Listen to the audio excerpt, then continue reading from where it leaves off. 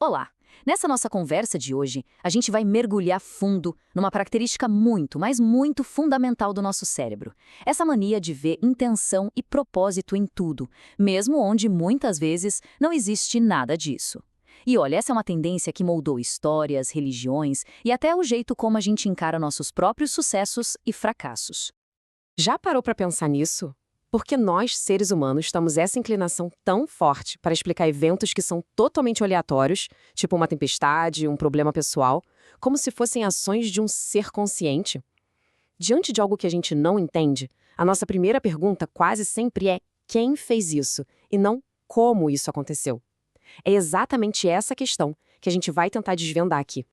Bem, para a gente entender essa tendência, primeiro a gente precisa dar uma olhada na máquina que está por trás de tudo, o nosso cérebro. E a base para essa nossa análise vem de uma ideia super famosa, popularizada pelo Daniel Kahneman, que até ganhou um prêmio Nobel por isso. A ideia é que o nosso cérebro funciona usando dois sistemas bem diferentes um do outro.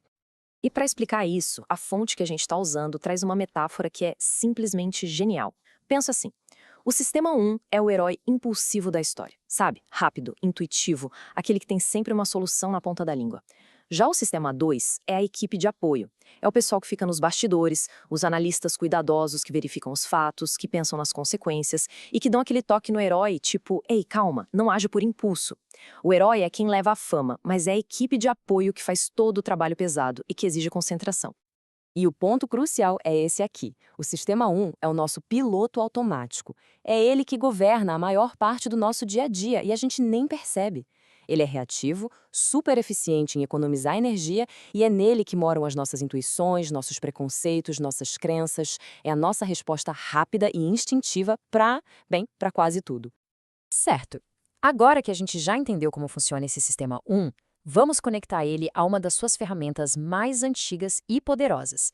Esse nosso hábito de explicar o mundo através das ações de agentes. Pensamento agêntico é exatamente isso que o nome diz.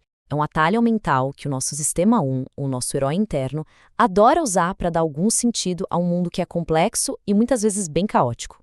Em vez de ficar analisando processos impessoais e complicados, ele vai direto ao ponto, procura uma vontade, uma intenção por trás das coisas. E essa forma de pensar foi, na verdade, crucial para a nossa sobrevivência. Criar essas historinhas simples de causa e efeito, esse barulho no mato foi um predador, ou a colheita foi ruim porque fomos punidos, era um jeito muito rápido de tomar decisões. Era bem mais fácil e mais seguro assumir que tinha um quem por trás de tudo.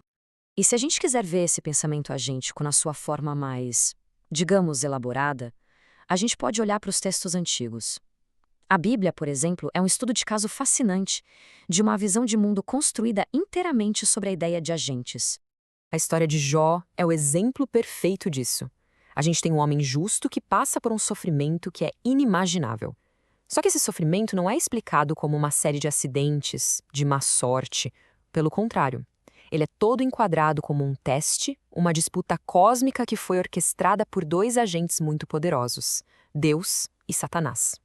O mais interessante aqui é que essa estrutura dá um significado muito profundo para o sofrimento. A desgraça de Jó não é à toa, não é sem sentido. Ela vira parte de um drama muito maior, uma prova de fé. A pergunta muda completamente. Deixa de ser por que coisas ruins acontecem e passa a ser o que esse agente quer de mim. E essa lógica não se aplicava só ao destino das pessoas, não. Os escritores antigos também personificaram as forças da natureza, aquelas coisas aterrorizantes e incontroláveis. Eles deram a elas um rosto, um nome e uma vontade própria. Por exemplo, o Beamote virou o agente das forças da Terra, como um terremoto. O Leviatã personificava o caos aterrorizante do oceano, tipo um tsunami. E o Ziz representava o poder do céu, como furacões e tempestades. Cada um desses monstros dava uma forma bem concreta para o medo que era abstrato e gigantesco. Muito bem, agora vamos fazer um contraste bem forte. Vamos sair desse mundo de agentes e pular para uma forma completamente diferente de explicar esses mesmos fenômenos, o método científico. E aqui a mudança de perspectiva é gritante. A visão agêntica olha para um raio e pergunta qual Deus ficou irritado. Já a visão científica pergunta como é que funciona essa descarga elétrica na atmosfera. Onde um via possessão demoníaca na epilepsia, o outro busca entender um distúrbio neurológico. A ciência, no fim das contas, muda a pergunta. Ela para de perguntar quem e começa a perguntar como. Essencialmente, o que a ciência faz é tirar os agentes da explicação. Ela busca por mecanismos impessoais, que possam ser testados e medidos. E isso nos leva de volta à nossa metáfora do cérebro. A ciência é, basicamente, a ativação deliberada do nosso sistema 2. É a equipe de apoio fazendo um esforço consciente para ir além da intuição do nosso herói, que sempre quer achar um agente por trás de tudo. Então, o que tudo isso significa para a gente hoje em dia? Afinal de contas, o nosso cérebro continua o mesmo, com os mesmos dois sistemas. Essa inclinação para o pensamento agêntico não desapareceu, né? A gente não pode simplesmente desligar o nosso sistema 1, mas a gente pode sim treinar o nosso sistema 2.